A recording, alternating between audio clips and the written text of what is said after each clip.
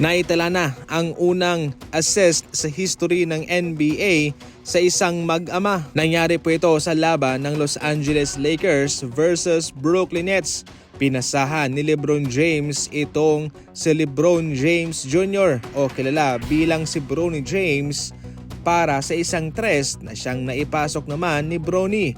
Ito ang kauna-unahang assist na mag-ama. Ito rin po mga idol ang unang-una sa history ng NBA para sa assist ng mag-ama. Grabe, gumagawa ng maraming milestone at record ang mag-amang James mga idol sa NBA. Nang maabutan nga ho ni Bronny James itong si LeBron, ang kanyang ama sa NBA ay isang malaking kasaysayan na paniguradong hindi raw mauulit sapagkat napakabihira lamang para sa isang manalarong makaabot pa sa ganyang edad o makalaro ng nasa 22 NBA season. Kaya ito ho'y napakahalaga para sa kanya, para sa pamilya ni LeBron James na sila lang ang nakakagawa ng mga gantong bagay para sa NBA mga idol at syempre para na rin sa kanila. Siyempre, kapag pinag-uusapan ng mga gantong record, palaging mame-mention ang kanilang mga pangalan. Ngayon para kay LeBron, hindi na importante ang magkampiyon siya. Ang mahalaga ay makasama niya ang kanyang anak na maglaro. Yun po ang pinaka-importante para sa kanya.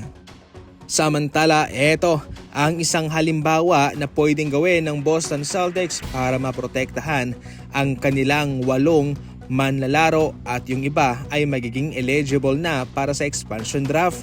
Ito, Jason Tatum, Jaylen Brown, Derek White, Peyton Pritchard, Neemias Queta, Sam Hauser, Jordan Walls, and Hugo Gonzalez. Yan po mga idol ang mga importanteng player na pwedeng bigyan ng proteksyon ng Boston Celtics para hindi mapili. Magkakaroon po ng expansion draft kung saan mamimili ang dalawang bagong team na Las Vegas at Seattle sa 30 teams sa NBA para kanilang maging players mga idol. Ang mga hindi naman po pwedeng maproteksyonan para sa expansion draft ay ang mga unrestricted free agent. Labas na rin po ang mga mayroong two-way contract sa isang kupunan. Delikado rito mga idol ang mga kupunang mayroong mga malalim na rotation, yung maraming mga magagaling na mga role players sapagkat wala silang magagawa kundi i-give up ang mga ito kung hindi ito kasali sa kanilang mabibigyan ng proteksyon. Isa na nga po itong Boston Celtics at